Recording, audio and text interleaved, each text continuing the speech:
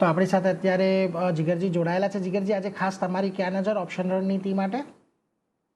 સૌથી પહેલા તો જીઓ ફાઇનાન્સમાં અગર મોટા લેવલે અગર આપણે ચાર્ટ જોઈએ, જે માર્ચ 2025 નો લો, ઓગસ્ટ 2025 નો ટોપ, અને રિસેન્ટલી જે આપણે છેલ્લા એક 8-10 મહિનાથી આપણે એક કરેક્શન જોયું છે, આની અંદર એક્ઝેક્ટલી 78.6%નું રિટ્રેસમેન્ટ છે છેલ્લા 1.5-2 વર્ષનું।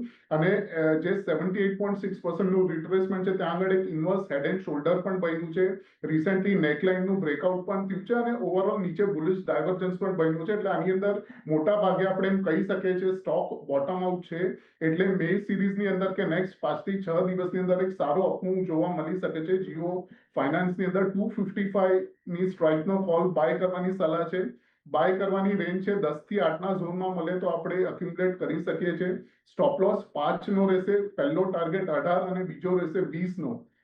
સેકન્ડ છે call India. Call India again weekly structure ઉપર ફરીથી એક હાયર હાઈ બનાવવાના તૈયારીમાં છે, અને એવું લાગી રહ્યું છે કે બેઝડ ઓન મોમેન્ટમ ઇન્ડિકેટર્સ હજી પણ આની અંદર 15 થી 20 પોઈન્ટ ઉપર જોવા મળી શકે છે નેક્સ્ટ 8 થી 10 દિવસની અંદર। એટલે 470 નો કોલ મે સિરીઝનો કોલ ઇન્ડિયાનો બાય કરવાની સલાહ છે। બાઇંગ ઝોન રહેશે 13 થી 14ના ઝોનમાં બાય કરવાની સલાહ છે। સ્ટોપ લોસ 7 નો, પહેલો ટાર્ગેટ 20 અને બીજો રહેશે 22 નો।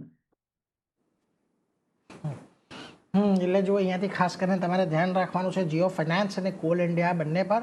જીઓ ફાઇનાન્સનો 255નો કોલ ઓપ્શન 8 થી 10ની વચ્ચે ખરીદો, 5 રૂપિયાનો સ્ટોપ લોસ, 18 થી 20 રૂપિયાના ટાર્ગેટ આવી શકે છે।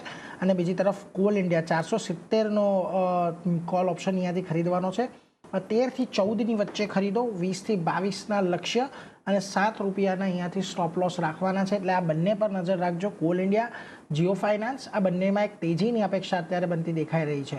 પરંતુ આગળ વધ્યાને